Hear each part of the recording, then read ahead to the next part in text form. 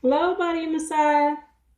Today we're going to turn back to TBON Lesson 2, which is a part of Take Back Our Narrative, which is titled Africa Throughout the Bible. Today we're going to start back up and we're going to cover part 6 of Lesson 2 of TBON, Africa Throughout the Bible. And I told you this is going to go on and on, off and on, as I discover more information regarding the continent of Africa, specifically land spaces and regions associated with it and biblical names. So let's begin. What we're going to do is we're going to cover mainly Genesis chapter 14. And in Genesis chapter 14, we have the setting of a war or a battle that's going on between two sets of kings.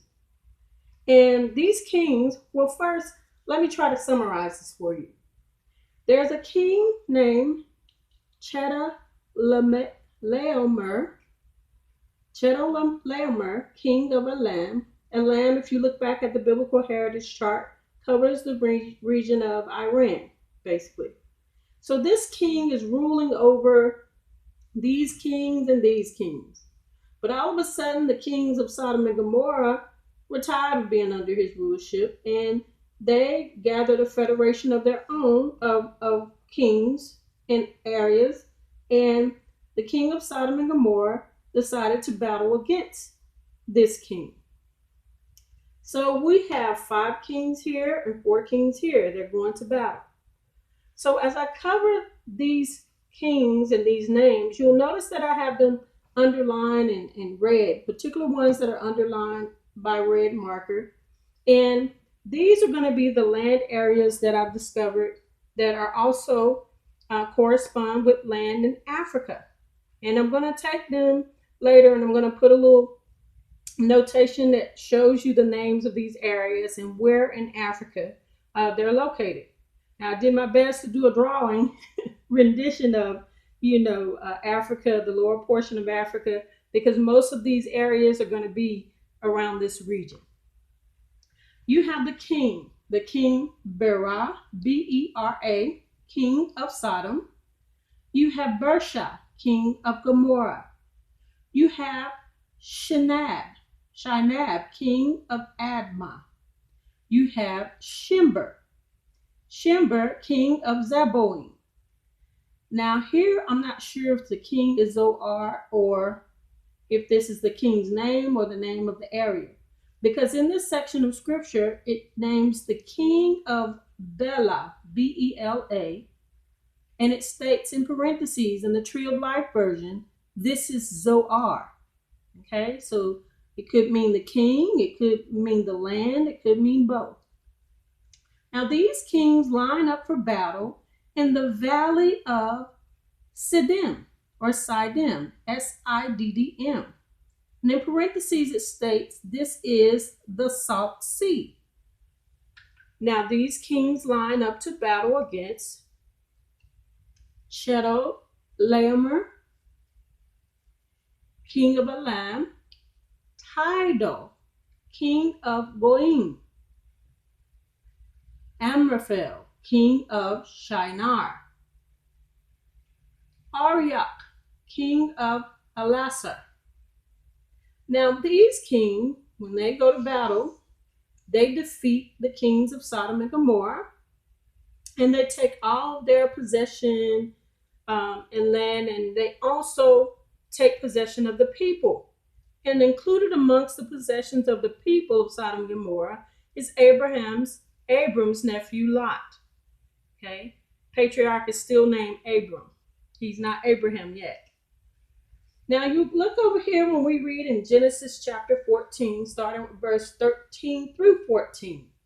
It states, Abram, the Hebrew, who was dwelling by the large trees belonging to Mamre, the Amorite, the brother of Eshcol, and the brother of Aner. They were Abram's allies. So it shows you once again, like I said, descendants of Ham and Shem roamed together, warred against each other, and sometimes allied with one another. Also, descendants of Canaan. You see right here that Mamre, Eshcol, and Aner are allied with Patriarch Abram, but they're also Amorites, who are descendants of Canaan. Now, Patriarch Abraham gathers 318 trained men who were born under his household. Along with these 318 trained men born in his household, he is allied with Mamre, Eshcol, and Aner, who are Amorites. They go and they defeat these kings here.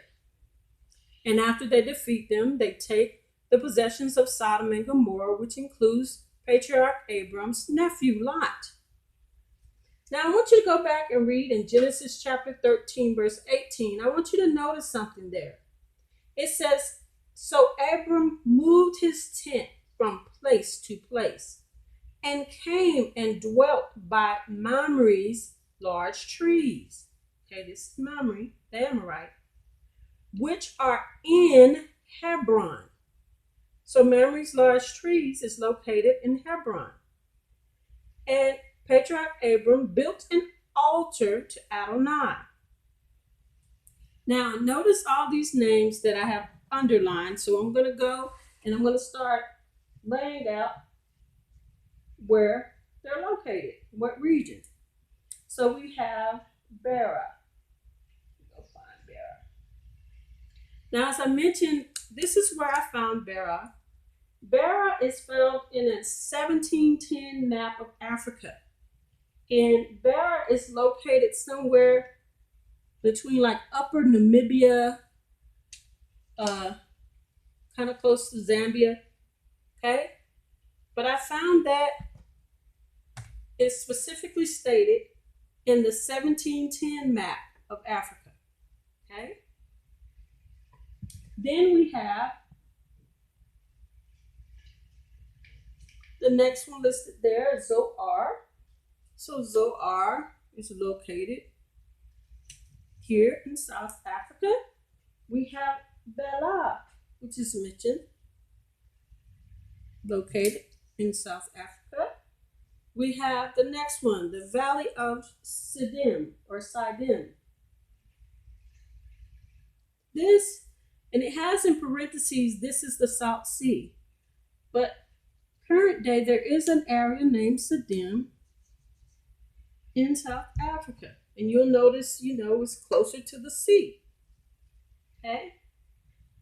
Now, it mentions a name, Goyim.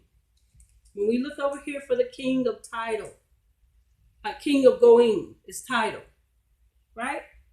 There is a 1584 version of an African map, and it mentions Goyim, but it's spelled different. And here is where Goyim is. Shows up on the map in Angola. And it's spelled Goyame.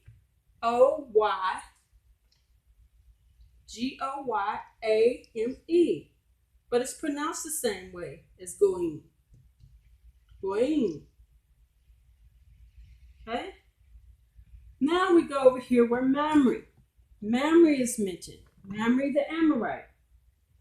And there's a Mamre in South Africa.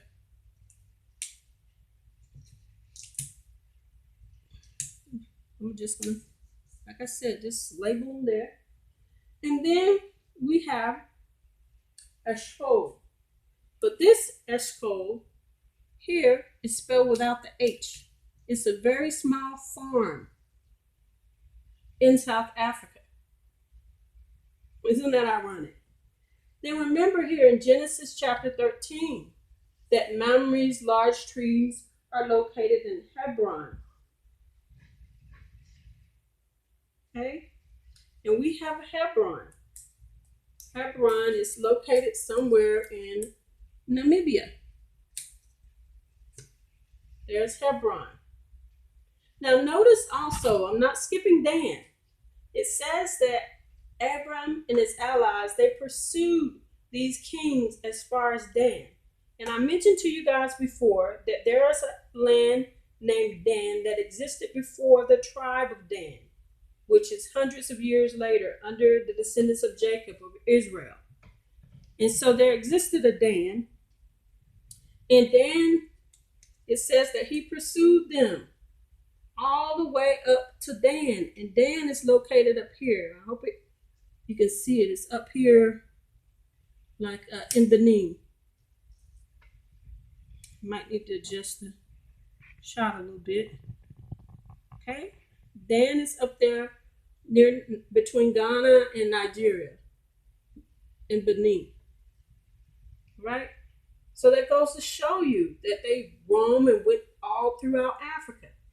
Now, I want to mention another scripture, but I want you to go back and read on your own.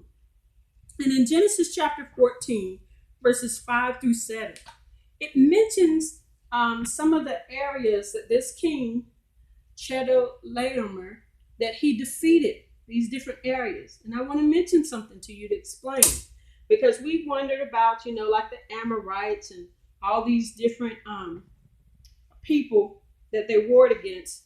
And I'm going to show you what it states. So in Genesis 14, chapter 14, verses 5 through 7, I'm summarizing and reading here. King Chedorlaomer and the kings with him defeated Rephaim and Ashtaroth, Karnaim, the Zuzim, which is a people, the Zuzim, and Ham. And we know Ham is going to be a part of Africa. Emim, E-M-I-M, and Shaveh, Kiryatayim. They defeated the Horites in Seir as far as El Paran. They came again to En-Mishpat. This is Kadesh. That's what's in parentheses, Kadesh. It said they subdued the Amalekites as well as the Amorites who lived in Hazazon Tamar. So it says that he subdued the Amalekites and the Amorites. So we know that Mamre is an Amorite, meaning Amorites lived in this region. Okay? Because we have Mamre here, who is an Amorite. Now, in another map, in the 1584 map, we have labeled a region named Agag. It's labeled Agag here near Zimbabwe and Mozambique, and it's also labeled Agag here, the region of the Democratic Republic of Congo. We have Agag. Go read your scriptures in 1 Samuel chapter 15 and Esther chapter 3 verse 1. Okay? So the Agagites dwelled in this area. It's named after them. It says in 1 Samuel chapter 15, this is where the first king of Israel, our first flesh king of Israel and Judah, named Saul, he went in, and the Israelites went in and defeated the Amalekites. And the name of their king was King Agag. Okay? What happened is they defeated the Amalekites, who were ruled over by King Agag, and Saul did not kill all of the Amalekites. Well, he definitely didn't kill King Agag. So God sent the prophet Samuel to chastise Saul and tell him, Saul, that he did wrong. And he also ordered Samuel to kill King Agag, and he did. Okay? So you have the descendants of the Amalekites among Agag here. Also, when you look at Esther chapter 3, verse 1, Haman, spelled Haman, is the son of an Agagite named, I think his name is Hammedatha. Anyway, it says in there that he's Agagite, meaning he's a descendant of Agag. So you have here, these are Amalekites. They're living amongst the region and throughout parts of Africa. Okay? So this goes to show you this king had defeated some of them and they lived in this region, right? Like I told you guys before, all of the descendants, when you look throughout the first 5 books of the Bible, you have descendants of Shem and descendants of Ham warring with each other, fighting with each other, living amongst each other. Now, noticing that King Agag was an Amalekite, guess who he's a descendant of? The Amalekites are descendants of Esau.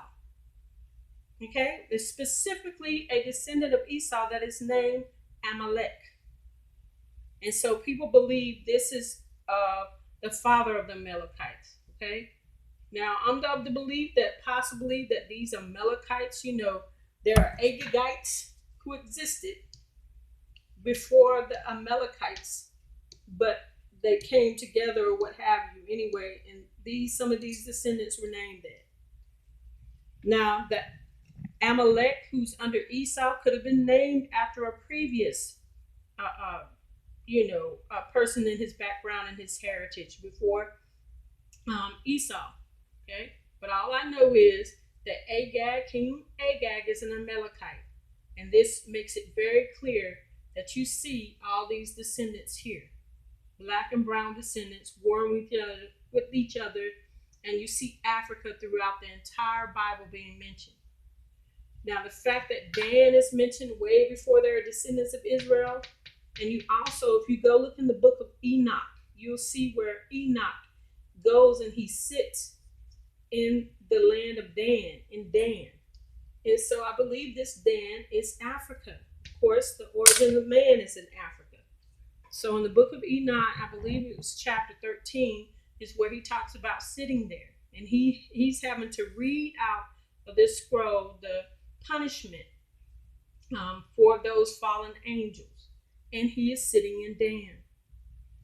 Now, Body Messiah, this is amazing. It's amazing that also, if hopefully you guys can go out and find the 1584 version of Africa, that map in the 1710.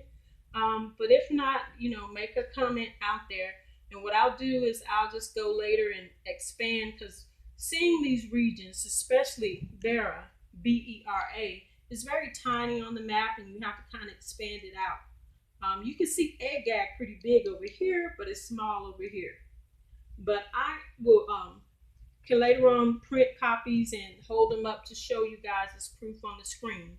But you should be able to go out there and look at these old maps yourself and see them. But hopefully we'll be able to cover another lesson, because there's more stuff that I discovered, and I'll be able to share it with you in part 7 of lesson 2. Well, this is the end of part 6, and I hope you enjoyed it.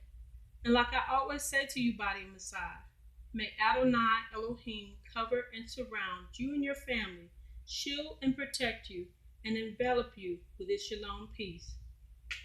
Goodbye.